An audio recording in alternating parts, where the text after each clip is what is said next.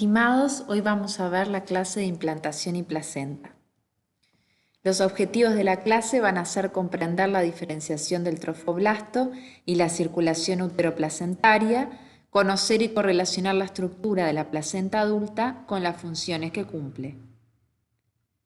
La bibliografía recomendada son todos estos libros que ustedes ya conocen, el Larsen, el Moore, el Carson, el Sadler, todos de embriología humana. Y también pueden encontrar el tema de placenta en el capítulo de aparato reproductor femenino en el libro de Ross de histología que ustedes conocen. Acá abajo les dejo un link de una página web de una universidad australiana que tiene recursos sobre el tema de placenta.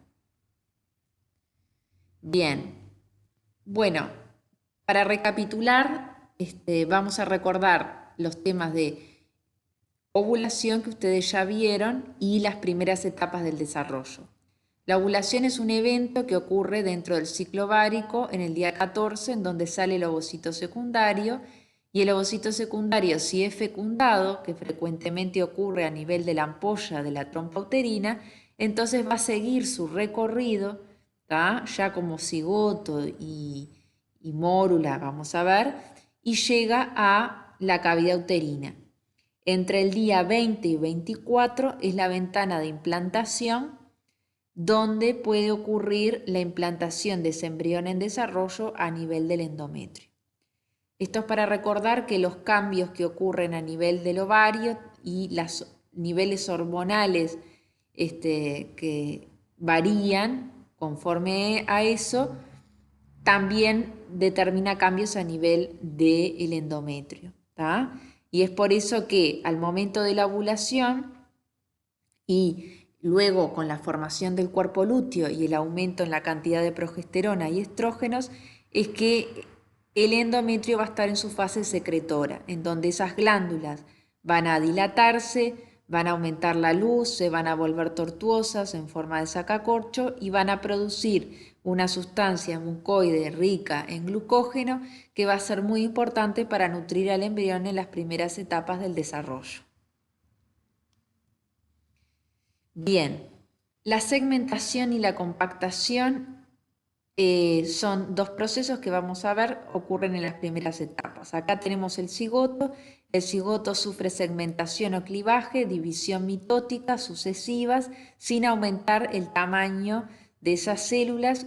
Cada célula es una blastómera y en un estadio de 8 o 9 células, ese pequeño embrioncito comienza a producir, a sufrir un proceso de compactación. En la compactación, las células que están más en la superficie comienzan a reforzar y a producir más cantidad de uniones célula-célula. Por ejemplo, aumentan la expresión de las C-caderinas. Eso hace que se van a ir diferenciando las células que están hacia la superficie, que se van a aplanar, de las células que van a quedar en el centro de esa esfera, la masa celular interna, que va a ser el embrioblasto, mientras que la masa celular externa, que va a quedar por fuera, va a ser el trofoblasto. Esas células van a seguir proliferando y en un estadio de 16 a 32 células se denomina mórula justamente por su forma de mora. Bien, es esta mórula la que va a llegar a la cavidad uterina hacia el cuarto día posfecundación. O sea que desde la ampolla de la trompa uterina, los 4 primeros días de desarrollo de ese embrión a partir del cigoto van a ir ocurriendo a medida que se desplaza por la trompa uterina.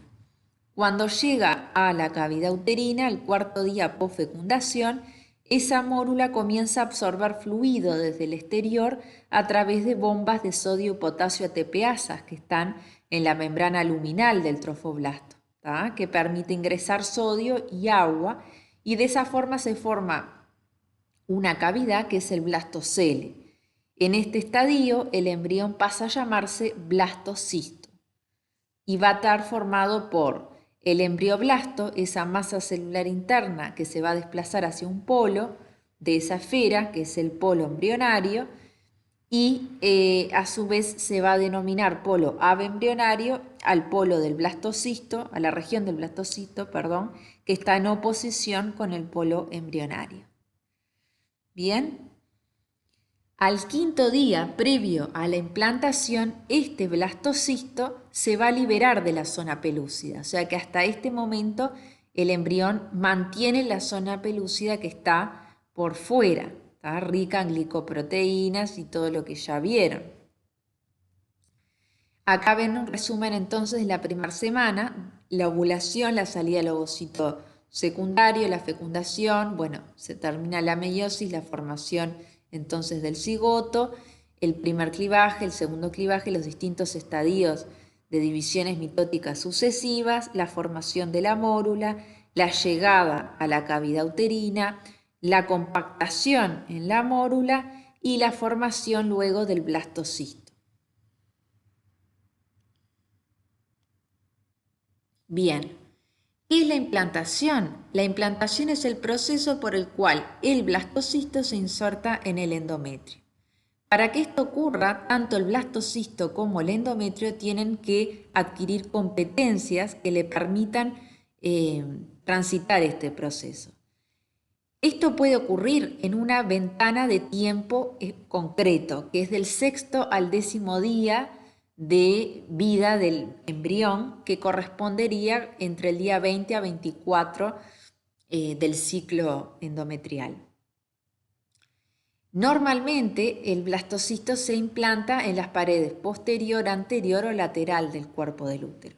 Ya vamos a ver que, sin embargo, en otros casos menos frecuentes puede haber una implantación ectópica. Bien, el blastocisto entonces se libera de esa zona pelúcida, la zona pelúcida se degrada, bien, y primero se coloca en aposición con las células epiteliales endometriales de la superficie, luego en adhesión, o sea, se hacen más fuertes las uniones intercelulares entre el trofoblasto y las células epiteliales y luego sufre el proceso de invasión. Vamos a ver que para que este proceso ocurra, el trofoblasto debe de sintetizar un montón de enzimas y proteasas que van a degradar componentes de la matriz extracelular, lo que le va a permitir invadir el endometrio. Hacia el 10º día ya está completamente inserto dentro del endometrio. Al momento de la implantación, la mucosa uterina, como dijimos, está en la fase secretora o luteínica. En el endometrio se pueden describir tres capas. La capa compacta superficial se le denomina al epitelio superficial. La capa esponjosa intermedia sería la zona donde hay gran preponderancia de glándulas y de estroma entre las glándulas, y estas dos corresponderían, tanto la compacta superficial como la esponjosa intermedia, con el estrato funcional. ¿Se acuerdan cuando vimos útero? Mientras que la basal delgada es la capa del endometrio más cercana al miometrio, donde sobre todo están las bases de las glándulas uterinas, estroma y bueno, la base de las arterias espiraladas, etc. Bien, la receptividad del endometrio. El epitelio uterino sufre modificaciones antes de que ocurra la implantación, o más bien dicho, al momento de la implantación sufre modificaciones, pero durante la fase secretora ya se va preparando para la implantación. Y en esa preparación, como dijimos, el desarrollo de las glándulas uterinas y una predesidualización de las células estromales es lo que luego permite que la implantación ocurra exitosamente. Entonces, ¿cuáles son las modificaciones que sufre ese endometrio al momento de la implantación? Bueno, disminuye la cantidad de glucocálix de las células epiteliales superficiales, las microvellosidades se retraen y aparecen como estas microprotrusiones son pinopodios, denominadas pinopodios, que se interdigitan con las microvellosidades del sincitio trofoblasto. También estas microprotrusiones, lo que se cree que hacen pinocitosis, engloban líquido y permiten de alguna manera acercar ese blastocisto a la superficie endometrial. Por otro lado, el blastocisto también debe desprenderse de la zona pelúcida, van a expresar en la membrana proteoglucanos como el perlecano, va a expresar distintas moléculas de adhesión celular como integrinas o selectinas, y van a expresar gran cantidad de metaloproteinasas y citoquinas. Entonces en esta imagen se resume esos tres procesos, el de aposición, el de adhesión y el de invasión. En aposición tenemos al embrión, que ya el trofoblasto produce la hormona gonadotrofina coriónica humana y que a nivel del endometrio se producen todos estos factores, interleuquina 1 beta, factor inhibidor de leucemia, factor de crecimiento endotelial, prostaglandina 2, etc. Esto es cuando comienza el contacto entre el embrión y el endometrio. Luego, en el proceso de adhesión, tenemos la expresión de integrinas, de L-selectina, de E-caderinas, que van a tener sus receptores también en las células epiteliales superficiales del endometrio. Y van a hacer más fuerte esa unión embrión-endometrio. Bueno, y finalmente en la etapa de invasión, sobre todo MMP2, la metaloproteinasa 2 y 9 son las más relevantes, que van a degradar entonces, como dije, componentes de matriz, y este proceso a su vez es arrestado por otras moléculas, como por ejemplo TIMS. TIMS son inhibidores tisulares de metaloproteinasa que son liberadas justamente por las células estromales y las células epiteliales endometriales. Entonces, ¿qué es lo que hacen estas TIMS? Es básicamente frenar la acción de MMP2 y MMP9. ¿Y por qué ocurre esto? Bueno, porque la invasión, digamos, es un proceso que tampoco puede ser extralimitado de alguna manera, sino que tiene que estar en un equilibrio. Y para que ese equilibrio ocurra, hay factores que lo promueven y otros que lo detienen. Bueno, en esta revisión pueden ver todos los detalles de mecanismos moleculares que participan en el proceso de implantación.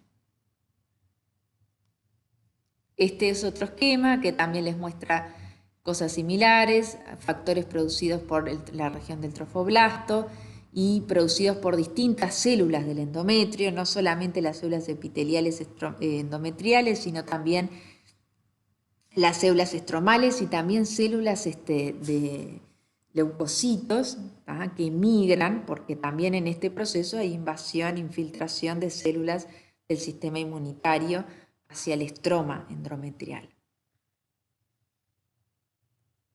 Bien, entonces la implantación comienza hacia el día 6 y culmina hacia el 9º día. Comienza a partir del polo embrionario, en donde el trofoblasto contacta con las células del endometrio. Rápidamente prolifera e invade. Por otro lado, ocurre que ese trofoblasto se diferencia en citotrofoblasto y en sincitio trofoblasto.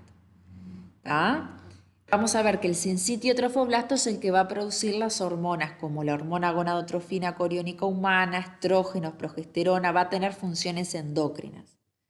Bien. A su vez, el citotrofoblasto es una capa de células que tienen acá lo ven, de color verde más oscuro, van a tener un núcleo por célula, es una capa de células que están en división activa, células mitóticas, que a su vez van a formar el sincitio trofoblasto. Se van a fusionar las membranas celulares formando como un protoplasma con varios núcleos, que es el sincitio trofoblasto.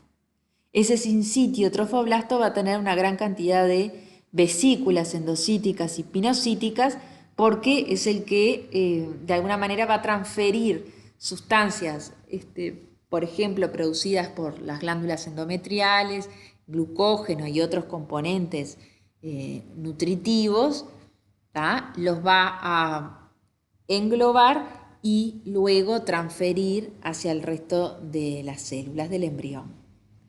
¿Bien? Bien.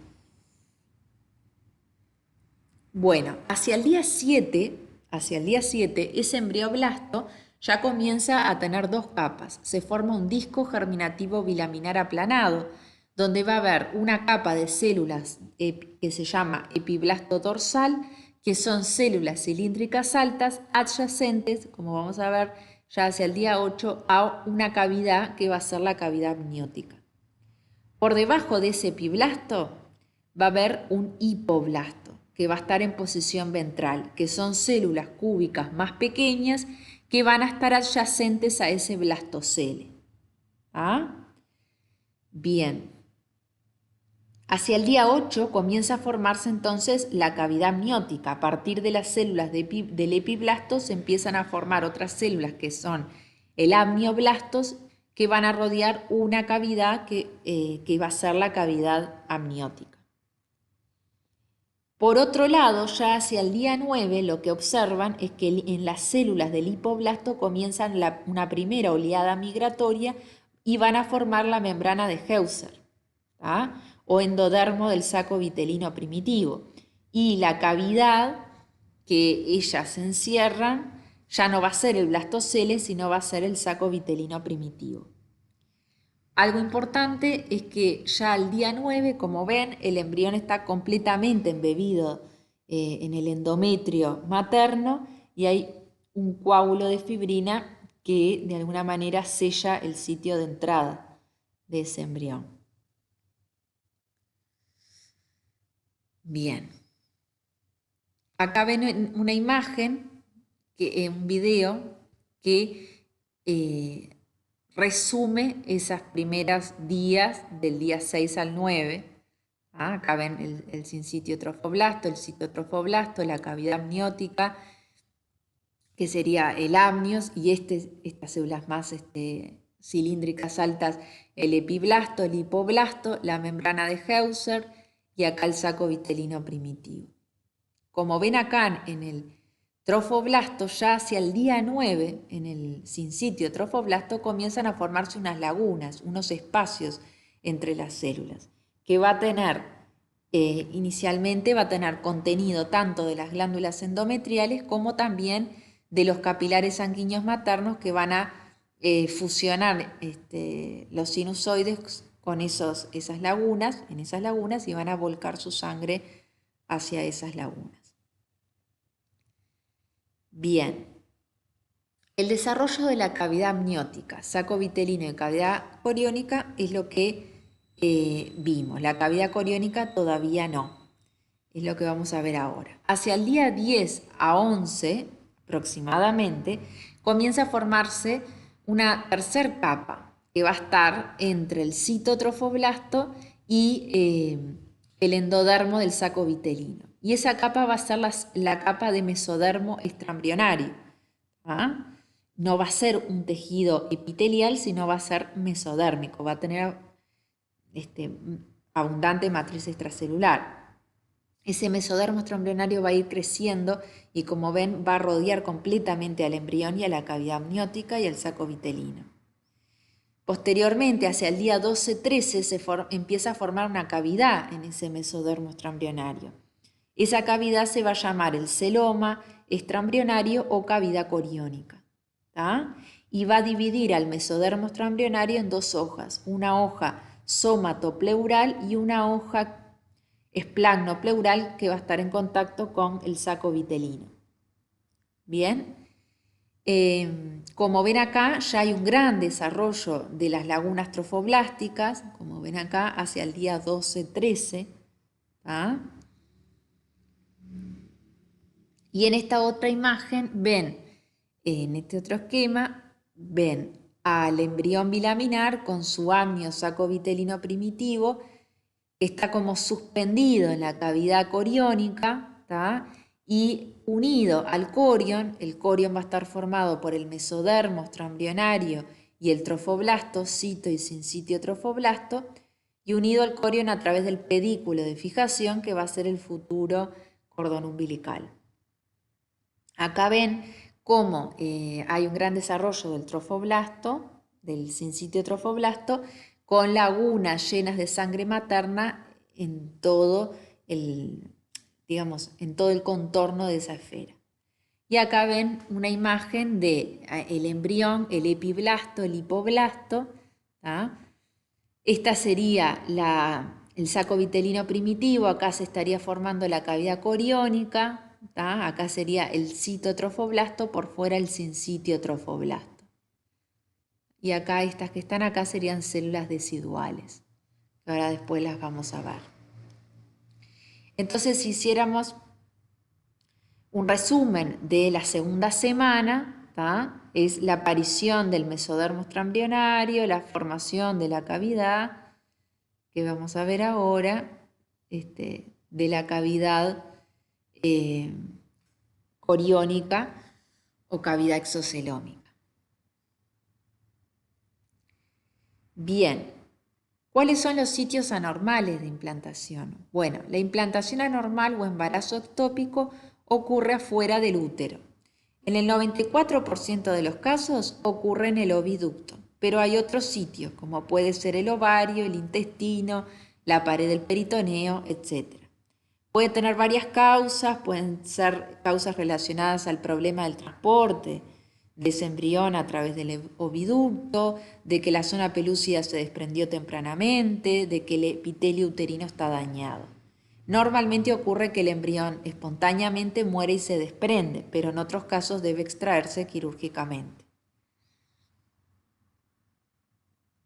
Bien, la reacción decidual. La reacción decidual son cambios morfológicos del endometrio producto de la implantación del blastocisto. ¿De qué depende? Bueno, depende de la acción de la progesterona y los estrógenos producidos por el cuerpo lúteo y de los factores también secretados por el blastocisto. ¿Ah? ¿Qué es la reacción decidual? Bueno, las células endometriales pasan de tener, una morfología de tipo fibroblasto a tener una morfología más epitelioide, con un núcleo grande, eucromático, un citoplasma eosinófilo abundante, son células poligonales y en su citoplasma acumulan fundamentalmente glucógeno, lípidos, etc. ¿Ah? En general, la reacción de decidualización comienza en el sitio de implantación y luego se extiende por el resto de la superficie endometrial.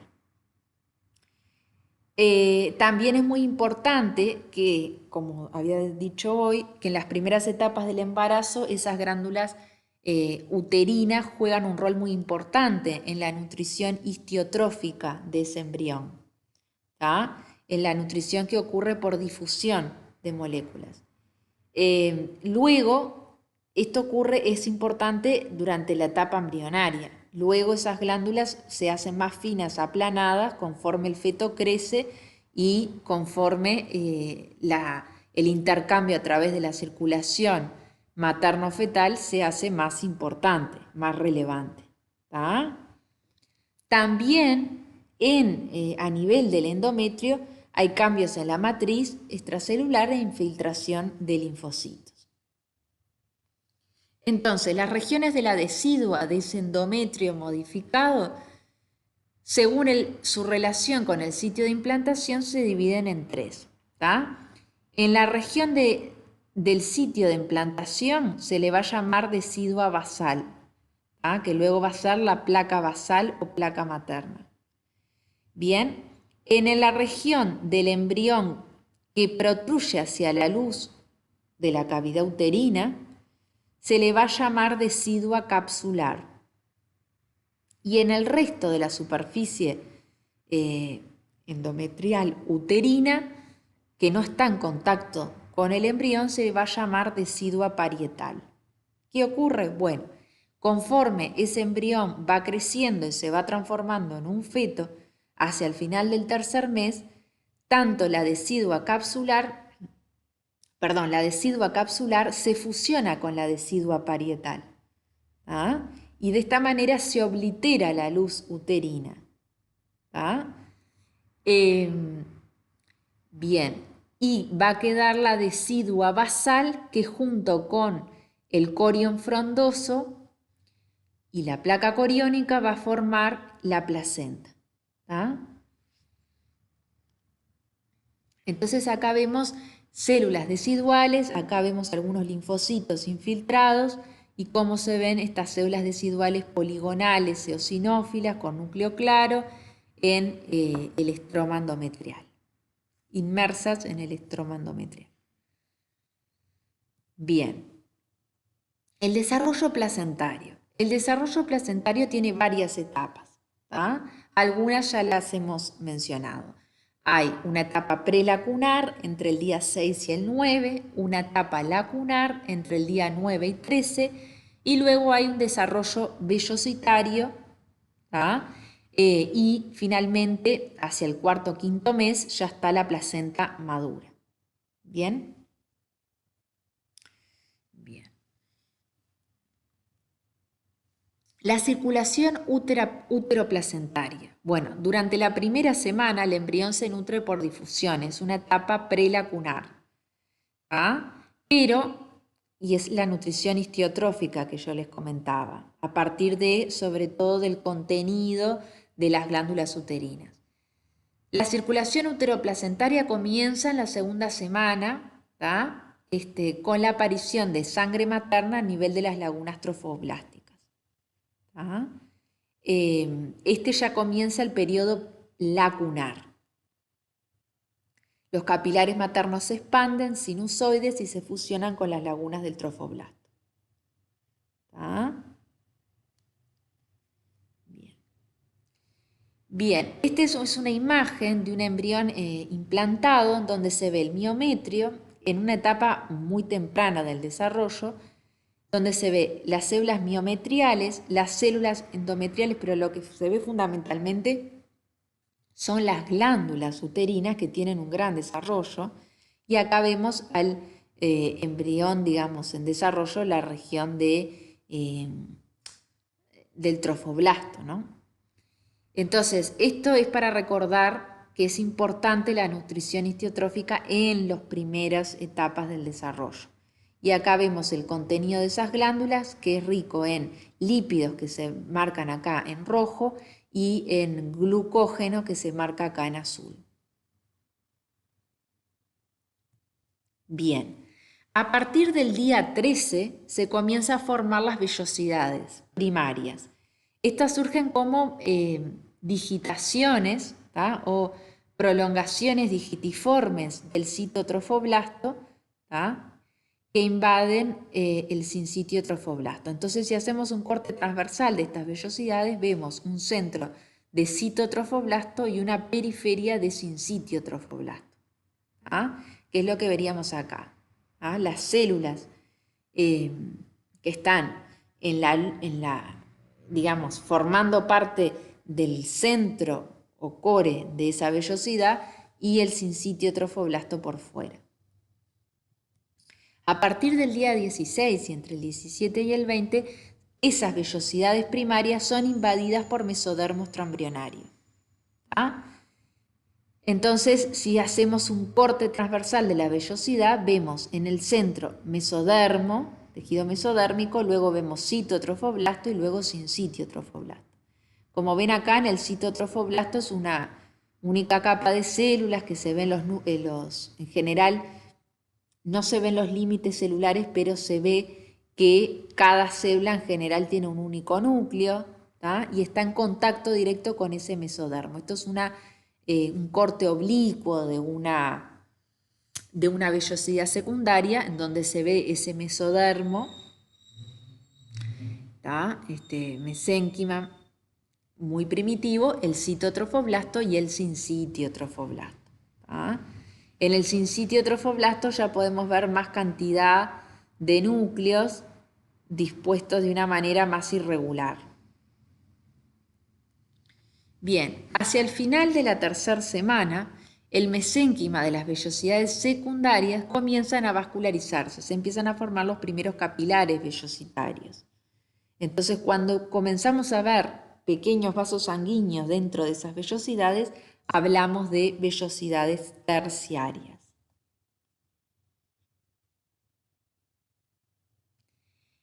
Bien, esas vellosidades, ese mesénquima que forma parte del centro de las vellosidades tiene distintos tipos celulares.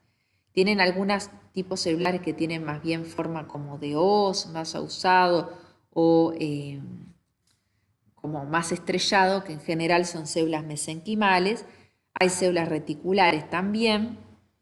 Ahí pueden haber fibroblastos ya diferenciados a partir de mesenquimales, células musculares lisas, y normalmente se encuentran estos otros tipos celulares que se ven acá en blanco, que son las células de Hofbauer. Estas células son macrófagos primitivos, son células presentadoras de antígenos que realizan funciones como fagocitosis, secreción de citoquinas y factores que estimulan la angiogénesis y vasculogénesis, participan de reacciones inmunitarias locales y cumplen un rol muy importante en la tolerancia materno-fetal, porque hay que recordar que el embrión contiene la mitad del material genético que no es de la madre, sino que es del padre, y que por lo tanto para la madre significa ese proceso de implantación como si fuera un halo injerto, ¿verdad? Entonces hay mecanismos de tolerancia inmunológica especiales que le permiten, ¿verdad?, que ese embrión se desarrolle, que se desarrolle la placenta sin ser rechazada inmunológicamente por la madre. Acá tenemos la célula de Hofbauer, vemos estas prolongaciones de la membrana y del citoplasma y las vacuolas en el citoplasma. Vemos mitocondrias también. Y son células como ovoideas, que tienen un núcleo redondeado excéntrico, y son las células de Hofbauer. Hacia el final de la cuarta semana, las vellosidades terciarias recubren todo el embrión. Acá se ven las vellosidades terciarias. El citotrofoblasto va a avanzar, va a sobrepasar al sincitio trofoblasto y se va a anclar en los tejidos maternos, como vamos a ver más adelante, formando la cáscara citotrofoblástica. Durante el segundo mes, lo que vamos a ver es que las vellosidades coriónicas, que inicialmente estaban, digamos, en todo el embrión, en todo el contorno del embrión, ahora van a desarrollarse más de un lado que del otro. Del lado embrionario se van a ramificar, van a crecer y se van a dilatar formando el corión frondoso. Y del lado abembrionario, como ven acá, van a degenerar esas vellosidades y se va a formar el corión leve o corión liso. A partir de ahora, la única porción del corión que participa en el proceso de intercambio es el corión frondoso, que junto con la decidua basal, que también se le llama estrato basal, forma la placenta. Bien. La placenta madura a partir ya de cuarto o quinto mes, se considera que ya está la placenta madura. Es un órgano transitorio, porque empieza a formarse en la implantación y luego se desprende en el alumbramiento, aproximadamente 30 minutos después del parto, y tiene estas características. Es vellosa, es discoide, tiene vellosidades, se disponen de forma como si fuera un disco. Es decidual porque se da una reacción de decidualización a nivel de las células estromales maternas. Es hemocorial porque la sangre, hemo, están directamente en contacto con el corión, con las vellosidades, o sea, con el trofoblasto. Y es corioalantoidea porque se fusiona el corión con el alantoides. El alantoides es una estructura vestigial en los humanos que en las aves y reptiles es importante para la excreción de la urea y el ácido úrico, de desechos nitrogenados, pero que en el humano es una estructura más vestigial. En esta imagen tenemos, estos son los tejidos del embrión. Acá tenemos citotrofoblasto, todas son células del citotrofoblasto. Acá tenemos vellosidades con el centro de mesodermo extraembrionario. Esto que vemos acá en realidad es la cáscara trofoblástica que va a anclarse en los tejidos maternos. Acá vamos a tener células deciduales, como ven acá, estas eosinófilas pálidas. Y bueno, acá también se ven depósitos de fibrinoide que vamos a ver después. Bien, las funciones de la placenta son varias. Una de las más importantes es el intercambio de productos metabólicos y gaseosos entre la circulación materna y la circulación fetal. Sabemos de qué pasa el oxígeno, pasan glucosa, proteínas, aminoácidos, vitaminas, distintas moléculas desde la sangre materna a la fetal, y desde el feto hacia la madre pasan desechos nitrogenados, pasa dióxido de carbono, y se da esa comunicación. También entonces es importante en la respiración, en la nutrición y en la excreción. Además es muy importante que la placenta permite que las inmunoglobulinas de tipo G de la madre pasen hacia ese feto. Y eso lo hacen porque hay receptores de IgG a nivel del trofoblasto que le permiten ingresar a la inmunoglobulina sin ser procesada ni degradada, sino que transportada por transitosis a nivel celular. Bien.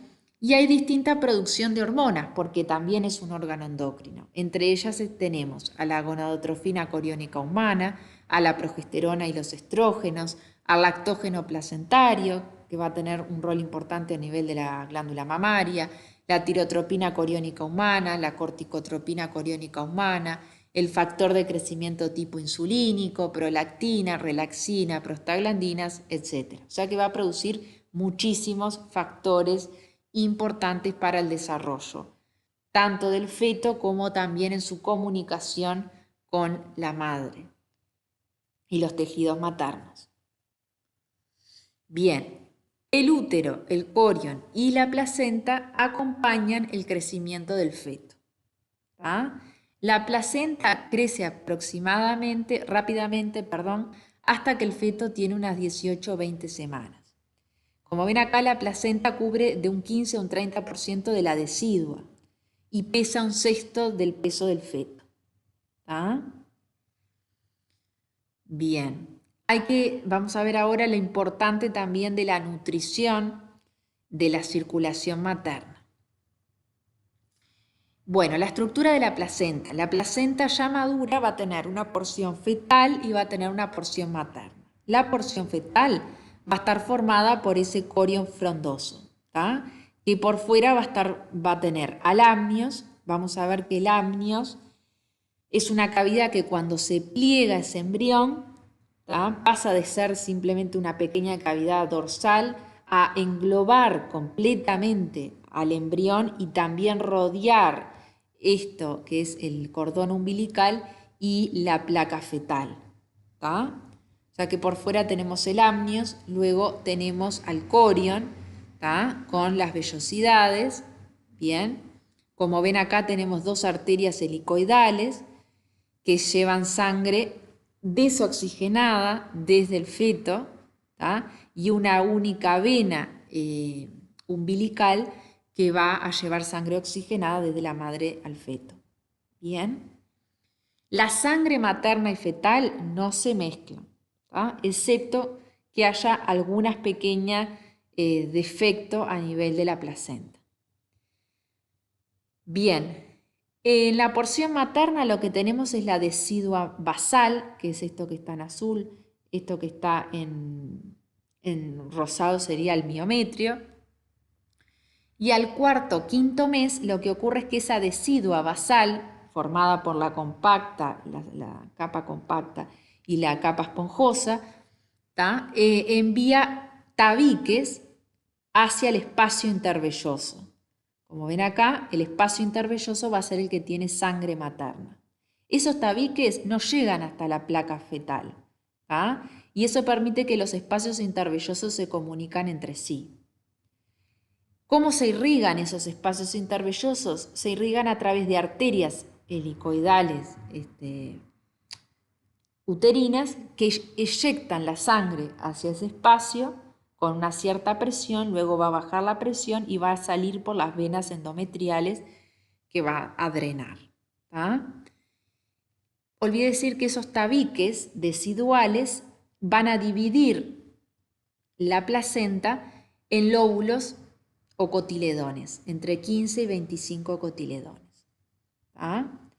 Y otra cosa es que esas vellosidades van a estar formadas por troncos vellosos que se van a ramificar y finalmente en estas vellosidades libres más finas es donde va a ocurrir el intercambio gaseoso y de nutrientes a nivel de los capilares, entre los capilares fetales y la sangre materna del espacio intervelloso.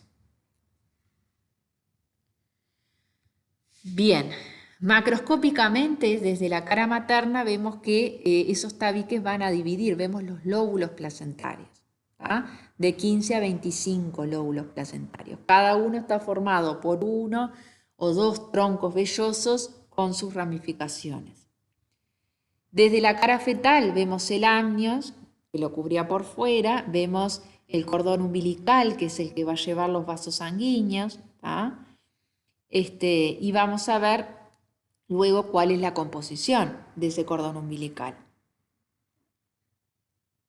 Bien, microscópicamente, bueno, repetimos cosas que ya hemos dicho, tenemos el tronco velloso que se va a ramificar, algunas de estas vellosidades se van a anclar en los tejidos maternos y estas vellosidades se van a llamar vellosidades de anclaje.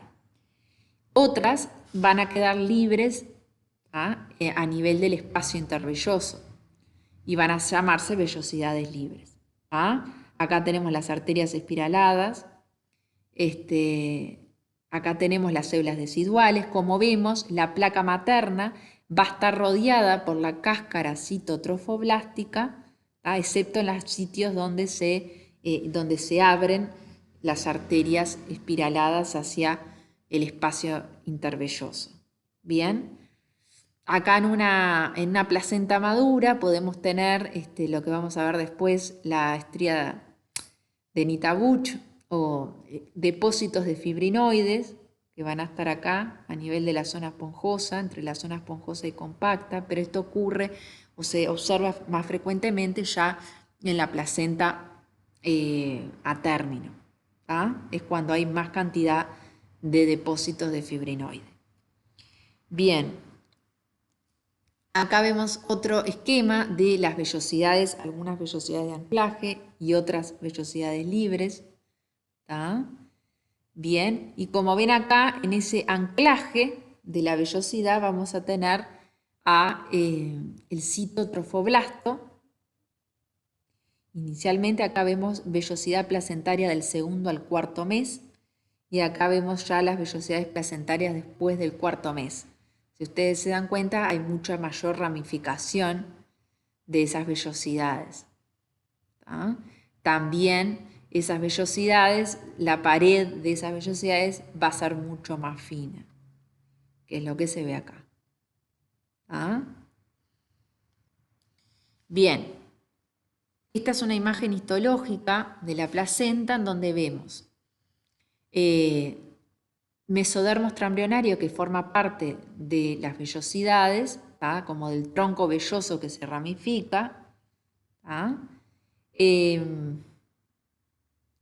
Esta en realidad, si ampliáramos, capaz que podríamos ver también la placa fetal con el amnios por fuera. Acá tenemos las vellosidades, como se ven acá, hay algún vaso sanguíneo también dentro de esas vellosidades y el espacio intervelloso. Esto es lo que decía hoy. En la placa fetal la vamos a reconocer porque la superficie de la placa fetal va a estar cubierta por ese epitelio cuboideo simple que es el epitelio del amnios. Luego va a tener el mesodermo extraembrionario, y va a tener citotrofoblasto y sincitiotrofoblasto. Como esta es una placenta ya madura, ustedes ven que estas vellosidades tienen una pared más fina, no van a distinguir un cito y un sincitiotrofoblasto, ¿tá? Y eso lo vamos a ver más adelante. ¿Qué vemos en la porción materna? Bueno, vemos el estrato basal o la placa basal o placa materna, ¿tá? Donde va a haber estas células.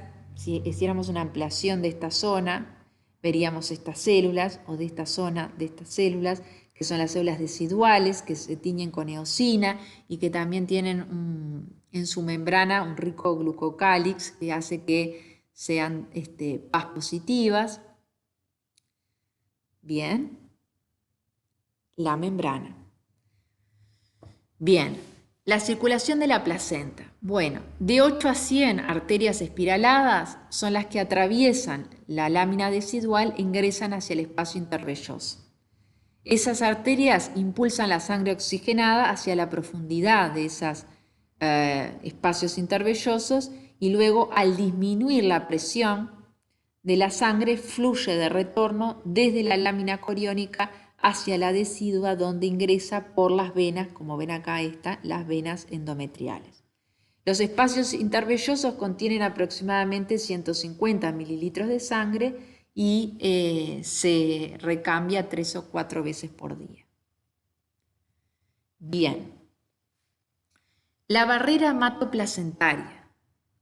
Bueno, la sangre materna y la sangre fetal están separadas por la barrera placentaria. Inicialmente, o sea, antes del 4.º mes, esa barrera placentaria está formada por estas múltiples capas, ¿tá? Que son todas las capas que podemos ver desde el espacio donde está la sangre materna, pasa por el sincitiotrofoblasto, el citotrofoblasto, la lámina basal por donde está apoyada ese citotrofoblasto, el mesodermo, o tejido mesenquimal de la vellosidad, la lámina basal, la célula endotelial, y ahí ya llegamos hacia el espacio del capilar fetal, ¿tá? Pero básicamente tiene estas capas. Ahora, a partir del 4.º mes ya desaparece el citotrofoblasto. Esta capa desaparece y el sincitiotrofoblasto se adelgaza. Se adelgaza y se describen dos zonas. Unas zonas donde se acumulan los núcleos del sincitiotrofoblasto, que se van a llamar nidos o núcleos, y unas zonas donde hay un fino citoplasma adelgazado del sincitiotrofoblasto que se va a llamar placas. Ya al 4.º mes, esa barrera hematoplacentaria mide de 2 a 6 micras de espesor, ¿tá? Y está formada entonces por el sincitiotrofoblasto, que va a estar en contacto directo con el endotelio del capilar. Y de esta manera aumenta el índice de intercambio, ¿tá? En un momento donde ya del el 4.º mes, donde comienza a haber un crecimiento mayor del feto. Bien, en un estadio temprano se describirían dos capas. Podríamos ver el citotrofoblasto y el sincitiotrofoblasto por fuera. Mientras que en un estadio maduro lo que vemos son zonas donde se acumulan núcleos, que serían los nodos sincitiales, y zonas más lisas, que serían las placas sincitiales. ¿Bien? Bien. Acá vemos, por ejemplo, un brote o nódulo sincitial. Bien, acá vemos otro ejemplo, vemos sincitiotrofoblasto, vemos capilares sanguíneos, acá vemos el mesénquima, tejido mesenquimático de la vellosidad, vemos el espacio intervelloso con la sangre materna. También vemos glóbulos rojos dentro de los capilares fetales. Bien, en la barrera placentaria, bueno, acá tenemos por fuera el citotrofoblasto, el sincitiotrofoblasto, acá estaría la lámina basal endotelial, sería acá, y acá estaría ya el citoplasma de la célula endotelial y el capilar coriónico. En esta imagen acá ya no vemos ya es en el tercer trimestre, ya no vemos citotrofoblastos, sí vemos esta célula, este núcleo y este citoplasma vacuolado que sería el sincitio trofoblasto. Luego vemos la lámina basal del trofoblasto, vemos lo que sería la lámina basal del endotelio y la célula endotelial, el citoplasma de la célula endotelial. ¿Ah? Acá habrían glóbulos rojos fetales también y glóbulos rojos maternos. Bien, ¿cuáles son los cambios que ocurren en la placenta hacia el final del embarazo? Bueno, algunos ya los dije hoy. Hay aumento del tejido fibroso en el centro de las vellosidades. Hay mayor grosor de la membrana basal de los capilares fetales. Hay obliteración de los capilares pequeños vellositarios. Se forman como microtrombos. Y hay depósito de sustancia fibrinoide en la superficie de las vellosidades, lo que se llama estría de Rohr, a nivel de la placa fetal, lo que se llama estría de Langhans, o a nivel de la placa materna, como la que vimos, que era la estría de Nitabuch. ¿Ah? Bien. Y esos cambios hacia la recta final del embarazo producen que haya una disminución del intercambio entre la circulación materna y fetal. Acá vemos en violetita dónde estarían localizadas las distintas estrías, ese material fibrinoide.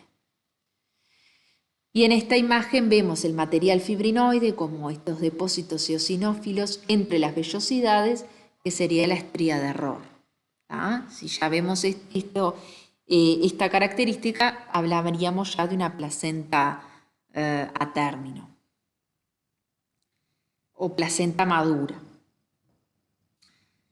La placenta a término tiene entre 15 y 25 centímetros de diámetro, tiene un espesor de 3 centímetros, pesa entre 500 y 600 gramos y como dijimos, al momento, luego de una media hora después del parto, se desprende del endometrio materno durante el alumbramiento.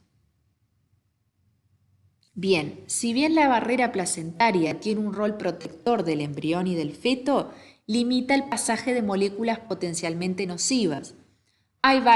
Pero hay varias excepciones. Por ejemplo, una gran cantidad de virus, como el de la varicela, sarampión, VIH o poliomielitis, pasan a la barrera placentaria. También drogas, como el alcohol, el tabaco, la cocaína, sí pasan a través de la barrera placentaria. ¿De qué depende de que una sustancia pase o no a través de la barrera placentaria? Bueno, va a depender de las características de esas moléculas. Por ejemplo, moléculas más pequeñas van a pasar más fácilmente. Que sean solubles en lípidos también, porque van a poder atravesar las membranas celulares. Que tengan menor grado de ionización también. ¿Y cuáles son los mecanismos que operan en ese transporte de sustancias? Bueno, lo van a ver en fisiología, pero son los de difusión simple, como en el caso de los gases, facilitada a favor del gradiente electroquímico, pero utilizando transportadores, pinocitosis, transporte activo contra gradiente a través de transportadores. Bien, esto resume también sustancias de desecho que pasan a través de la placenta, oxígeno y nutrientes, sustancias peligrosas y otras sustancias. Bien, por último, pueden ocurrir anomalías placentarias, ¿no? Por ejemplo, cuando la placenta se forma e invade a la zona del estrato basal del endometrio, se forma la placenta creta, que ocurre entre un 75 y un 78%. Cuando la placenta invade aún más profundamente, llegando al miometrio, se llama placenta increta, y cuando invade aún más el miometrio y sale del útero y puede llegar a invadir otros órganos vecinos, por ejemplo, vejiga, intestino, etc., se llama percreta. En muchos casos hay que hacer histerectomía, ¿verdad? Extracción del útero, etc. También otra complicación que puede ocurrir es la placenta previa cuando se coloca obliterando el orificio interno del cuello uterino, ¿tá? Que también puede generar hemorragias y distintos problemas en el embarazo y parto. Bien, bueno, me faltaba el cordón umbilical. El cordón umbilical es el nexo entre el feto y la placenta.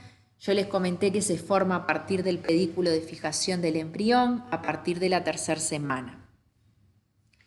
¿Ah? Como ven acá, por ese cordón umbilical pasan lo que comenté, las arterias umbilicales y la vena umbilical.